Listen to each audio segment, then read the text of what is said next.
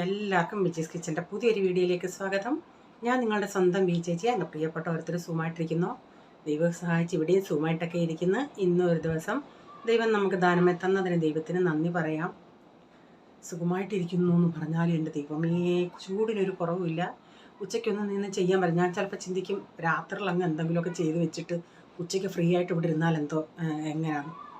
പിന്നെയും പറ്റത്തില്ല. കാരണം പിറ്റേ ദിവസം നമുക്ക് രാത്രിയിലാണെങ്കിൽ എനിക്ക് ഈ പിറ്റേന്നത്തെ ഈ പ്രൈസും രാവിലെ കൊണ്ടിട്ട് അതിനുള്ള തയ്യാറിയൊക്കെ ഒന്ന് ചെയ്ത് വെക്കും. അതുകൊണ്ടൊക്കെ എത്രയൊക്കെ ചെയ്ത് വെക്കണമെന്ന് ചിന്തിച്ചാലും പറ്റുന്നില്ല.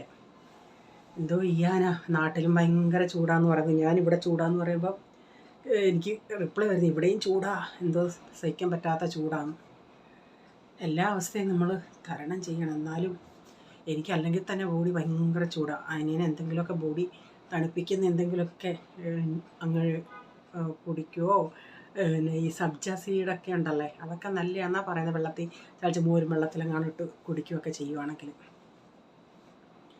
പിന്നെ എന്താ, പിന്നെ പ്രത്യേകിച്ചൊന്നുമില്ല. ഇങ്ങനെയൊക്കെ അങ്ങ് പോകുന്നു. നാട്ടിൽ വിളിക്കുമ്പോഴും അമ്മയും പറയുന്നത് ചൂട് കാരണം എനിക്ക് വയ്യ വച്ചേ, വെളിയിൽ ഇങ്ങനെ എപ്പോഴും സിറ്റ് ഔട്ടിലൊക്കെ ഇരിക്കുകയാണ്. പിന്നെ പിള്ളേർക്കും ഇപ്പോൾ അവധിയാണ്. ഈ കൊച്ചുങ്ങൾക്കൊക്കെ എന്ത്, ഇവിടുത്തെ പിള്ളേരാന്നേലും ചൂടാന്നേലും അതുങ്ങൾ പോയി വെളിയിൽ പോയി മറിയുകയും ചാടുകയൊക്കെ ചെയ്യും. നമുക്കാണ് ഒരു അസ്വസ്ഥത. അയ്യോ ഇതുങ്ങൾക്ക് ചൂടില്ലേന്ന്. എന്നിട്ട് ഈ പ്രൈസും താഴെ പോവുകയാണെങ്കിലുണ്ടല്ലോ, ഞാൻ പറഞ്ഞില്ലേ 7-ാം നമ്പറിൽ ഫിൽറ്റർ വെച്ചിട്ടുണ്ട്, തണുത്ത വെള്ളം, കോൾഡ് വാട്ടറാണ്. ഇവർ കളിച്ചിട്ട് അവിടെ പോയി വെള്ളം കുടിക്കും. എന്നിട്ട് രാത്രി ഇവൻ വന്ന് കിടന്ന് ചുമയാണ്. ഞാൻ എത്ര പറഞ്ഞാലും കേൾക്കത്തില്ല. കാരണം ഇല്ല, കളിച്ചിട്ട് ചെന്നിച്ചിരി ഇവിടെ ആന്നേലും ഞാനാന്നേലും അങ്ങനെ ഫ്രിഡ്ജിൽ വെള്ളം വെക്കാറില്ല. ഇപ്പോൾ ഇച്ചിരി വെക്കും. കാരണം റേച്ചാൻ രാത്രി വന്നിട്ട് ഈ ചോറ് കഴിക്കുന്നതിനൊന്ന് മിക്സ് ചെയ്ത് കുടിക്കും. ഞാനും ഉച്ചയ്ക്കിപ്പം ഇച്ചിരി മിക്സ് ചെയ്ത് കുടിക്കും. അപ്പോൾ അതനുസരിച്ച് എനിക്ക് തണുപ്പൊന്ന് വന്ന ഉടനെ എനിക്ക് എനിക്കും ശ്വാസം മുട്ടൽ പോലൊക്കെ വരും. അപ്പോൾ ഇതുങ്ങളെയും പറയണോ, തണുത്ത വെള്ളം കുടിക്കുന്നുണ്ടെങ്കിൽ അങ്ങ് കുടിക്കും. പിന്നാണ് നമ്മളതിൻ്റെ ബുദ്ധിമുട്ടറിയുന്നത്. ഇനി നമുക്ക് വീഡിയോയിലോട്ട് പോകാം കേട്ടോ.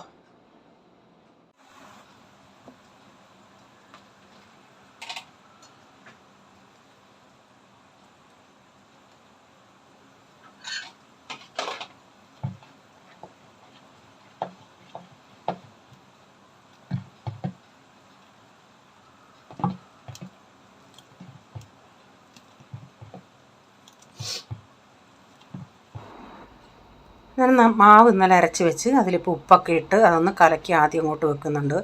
അപ്പോൾ എനിക്ക് ഈ രാവിലെ എണീറ്റ് വരുന്നുണ്ട്. ചില ദിവസങ്ങളിൽ കുഴപ്പമില്ല. ചില ദിവസങ്ങളിലാണെങ്കിൽ എണീക്കുമ്പോഴേ അങ്ങ് 3-4 തുമ്മലങ്ങ് തുമ്മും. മൂക്കിലെന്തോ ഇട്ട് ഇങ്ങനെ കുത്തുന്ന പോലെ തോന്നും. നമുക്ക് അങ്ങ് തോന്നുന്നതാണ്. എന്നിട്ട് കോൾഡ് പോലെയും കാണും കുറച്ച് നേരത്തേക്കിനൊക്കെ. പിന്നെ ഇച്ചിരി കഴിഞ്ഞിട്ടേ നമ്മൾ നോർമൽ ആവത്തുള്ളൂ. അപ്പം ഞാൻ വന്ന് ചായ തിളയ്ക്കുന്നുണ്ട്. പിന്നെ കുഞ്ഞിങ്ങനെ ഇഡലി ഉണ്ടാക്കിയിട്ട് മസാല ഇഡലി ഉണ്ടാക്കി കൊടുക്കാമെന്ന് വെച്ച്. പോളിന് പക്ഷേ ഈ ഇങ്ങനെ കുഞ്ഞുണ്ടാക്കുന്നതിനേക്കാൾ ഇഷ്ടം അവന് വലിയ ഇഡലി ഉണ്ടാക്കിയിട്ട് കട്ട് ചെയ്തുണ്ടാക്കുന്നതാണ്. അപ്പോൾ അവൻ തന്നെ ഒരു പ്രാവശ്യം പറഞ്ഞു, മമ്മി അത് ഉച്ചയാകുമ്പോഴത്തേക്കിന് അത് ഇത്തിരി ഡ്രൈ ആവുന്നത് തോന്നിയിട്ടുണ്ടെന്ന്. ഞാൻ പറഞ്ഞേട്ടാ, ഇങ്ങനെ ചെറിയ ഇഡലി ഉണ്ടാക്കി കൊണ്ടുപോവുകയാണെങ്കിൽ അത്, കാരണം നമ്മൾ ബാക്കിയുള്ളത് ഇവിടെ ബൈ ചാൻസിലങ്ങനെ ഇവിടെ ഇരിക്കുവാണെങ്കിൽ ഞാനത് 4 മണിക്കൊക്കെ എടുത്ത് നോക്കുവാണെങ്കിൽ നന്നായിട്ട് നല്ല സോഫ്റ്റായി അതിൻ്റെ മുകളിൽ ഇങ്ങനെ മയം പോലെ ഇരിക്കും. പക്ഷേ സാധാ ഇഡലി പോലെ ഉണ്ടാക്കിയിട്ട് കട്ട് ചെയ്ത് കഴിയുവാണെങ്കിൽ അത് ഇത്തിരി ഡ്രൈ പോലാവും. അങ്ങനെ അതുകൊണ്ട് ഞാൻ പറഞ്ഞു ഇങ്ങനെ ഉണ്ടാക്കി കൊണ്ടുപോയാൽ മതിയെന്ന്.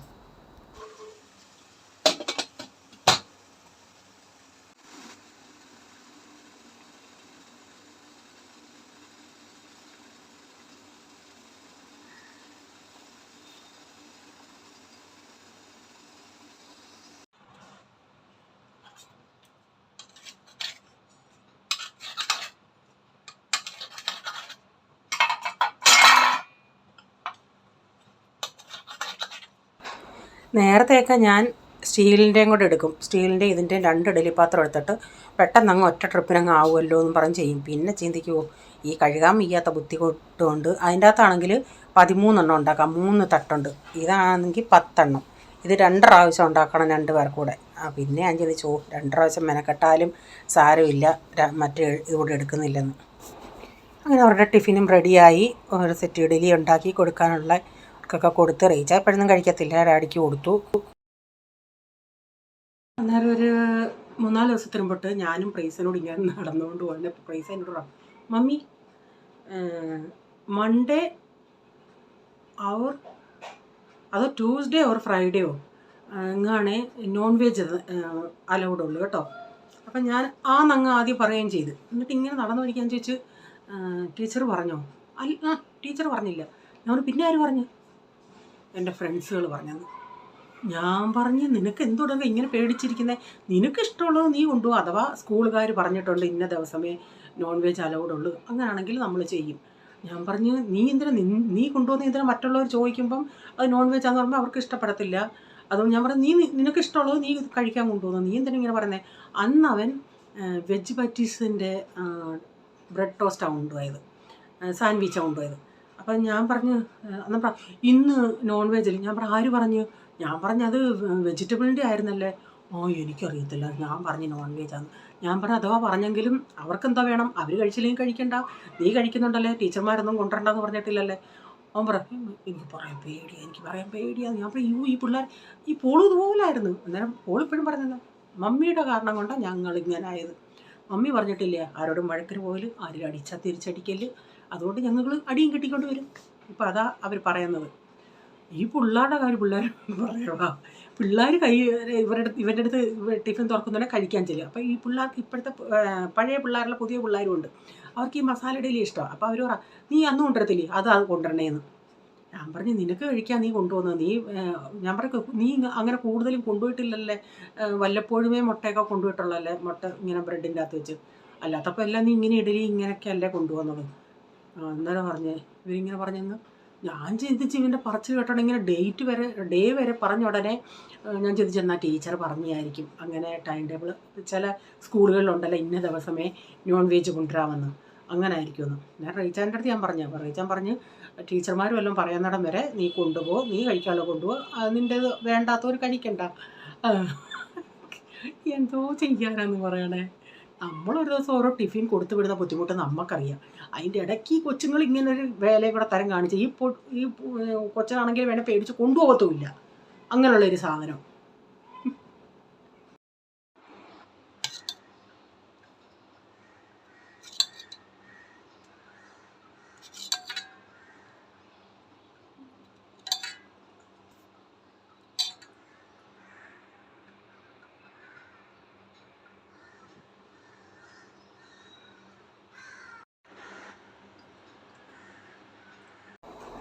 സാമ്പാർ കുറച്ചേ ഇരിപ്പുണ്ടായിരുന്നുള്ളൂ. പിന്നെ അതിനിയും വെച്ചേക്കണ്ട, വെച്ച് പിന്നെയും പന്നലാക്കണ്ടെന്ന് പറഞ്ഞ് അതെല്ലാം അങ്ങ് ഞാനെടുത്തു.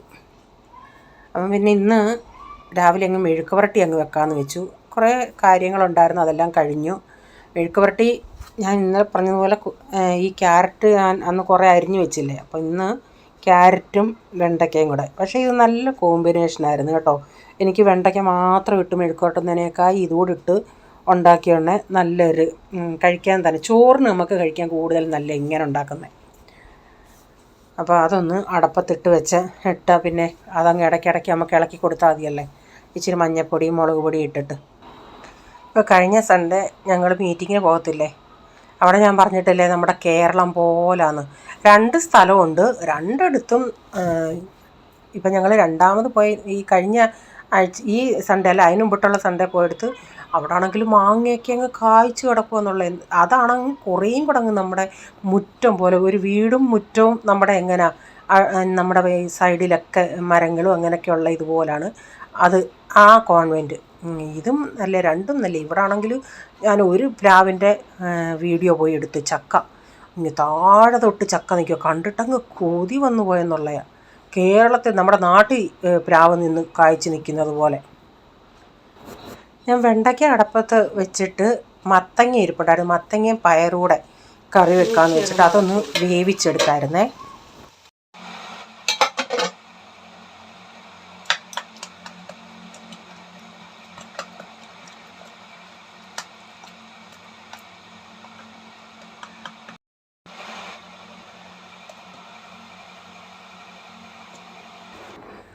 അപ്പോൾ അരപ്പൂടെ ഒന്ന് അരച്ച് ചേർത്തിട്ടുണ്ട്. തേങ്ങ, ജീരകം, വെളുത്തുള്ളി, മഞ്ഞൾപ്പൊടി ഇത്രയും കൂടെ ചേർത്ത് അതൊന്ന് തിളപ്പിക്കുക. ഈ കറി ഇവിടെ ഭയങ്കര ഇഷ്ടം, ഫ്രീസനാണ് ഏറ്റവും കൂടുതൽ ഇഷ്ടം.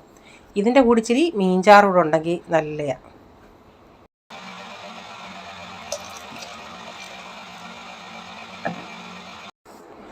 ഗതികെട്ട് ഞാൻ ആമസോണിൽ നിന്ന് ഇപ്പോൾ ഇടയ്ക്കിടയ്ക്ക് മീൻ വാങ്ങിക്കുന്നുണ്ട്. പക്ഷേ ചില സമയത്ത് ഒരു പ്രാവശ്യം കിട്ടിയത് അത്ര ടേസ്റ്റ് ഇല്ലായിരുന്നു. പക്ഷേ കുഴപ്പമില്ല. പക്ഷേ പിന്നെ കിട്ടിയതൊക്കെ നല്ല ടേസ്റ്റ് ഉണ്ടായിരുന്നു കേട്ടോ. ഇനി ഞാൻ നമ്മുടെ കേരളം കാണിക്കാം. കേരളത്തിൽ നമ്മുടെ മുറ്റത്ത് പ്ലാവ് കായ്ച്ച് നിൽക്കുന്ന കാണിക്കാം. ഞങ്ങളിവിടെ പ്രയറിന് വരുന്നിടത്ത് അവിടെ നിന്നാണ് ഇങ്ങനെ താഴേന്ന് മേള് വരെ ഉണ്ട് കേട്ടോ. ഇങ്ങനെ തടം ഓടി ഇങ്ങനെ പറ്റി നിൽക്കുമോ.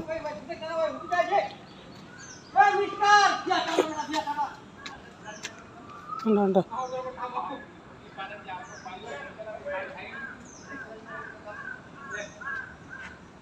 മുന്നോട്ടുണ്ട്. ഇത്ര എനിക്ക് എടുക്കാൻ പറ്റുന്നുള്ളൂ. അവിടെ ബിൽഡിങ്ങിൻ്റെ പണി നടക്കുക. അതാ ഈ പണിക്കാരുടെ വായായി കേൾക്കുന്നത്. അപ്പം കണ്ടിട്ട് എനിക്കങ്ങ് കൊതി വന്നെന്നുള്ള. ഇങ്ങനെ മൂട്ടി നിൽക്കും, അങ്ങ് പറ്റി മണ്ണോട് പറ്റി. ഇങ്ങനെ ഒരു പ്ലാവല്ല, ആ കോമ്പൗണ്ടിൽ ഒത്തിരി പ്ലാവുകളുണ്ട്. പ്ലാവും ചക്കയും മാങ്ങയും എല്ലാം ഉണ്ട്. അപ്പം ഞാൻ ഇത് ആ കാണിച്ചത് സൺഡേയിലെത്തിയാണ്. ഇതിപ്പം നമ്മുടെ ഇന്നത്തെ ദിവസത്തെ ഞാൻ തുണിയൊക്കെ കഴുകിയായിരുന്നു. അതെല്ലാം ഇനി ഒന്ന് വിരിക്കണം. കുറേ നാളായല്ലേ തുണി വിരിപ്പ് കാണിച്ചിട്ട്. അപ്പം അതുകൊണ്ട് ഇന്നൊന്ന് തുണി വിരിക്കുന്ന കാണിക്കാമെന്ന് വെച്ച്.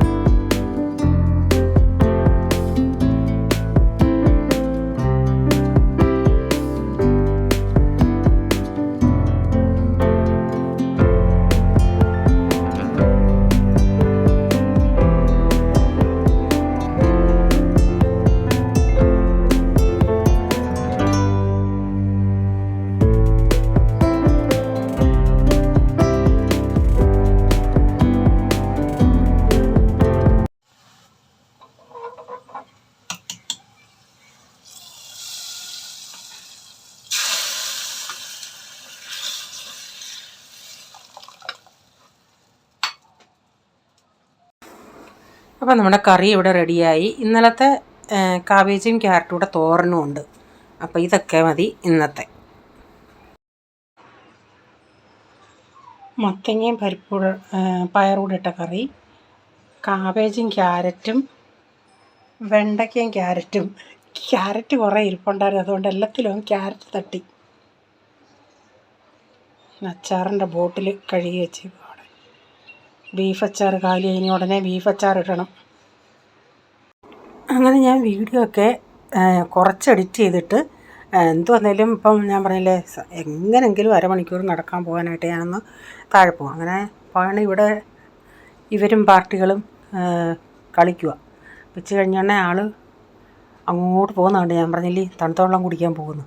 അപ്പം ഞാനും പുറകെ പോയി. ഞാനിവിടെ ഇത് വീഡിയോ എടുക്കുന്നതെന്ന് ഞാൻ ഇപ്പുറത്തെ ഞങ്ങളുടെ വിങ്ങി നിന്ന വീഡിയോ എടുക്കുന്നത്, ഇവർ 10ാം നമ്പറിൽ. അപ്പോൾ പോകാൻ തരം ഞാനും പുറകെ പോയി. ആദ്യമൊന്നും എന്നെ കണ്ടില്ല. അവിടെ ചെന്നാണ് ദാഹിക്കുന്നുണ്ടെങ്കിൽ അവിടെ പോയി ഈ ഫിൽറ്ററിലെ വെള്ളം കുടിക്കുക.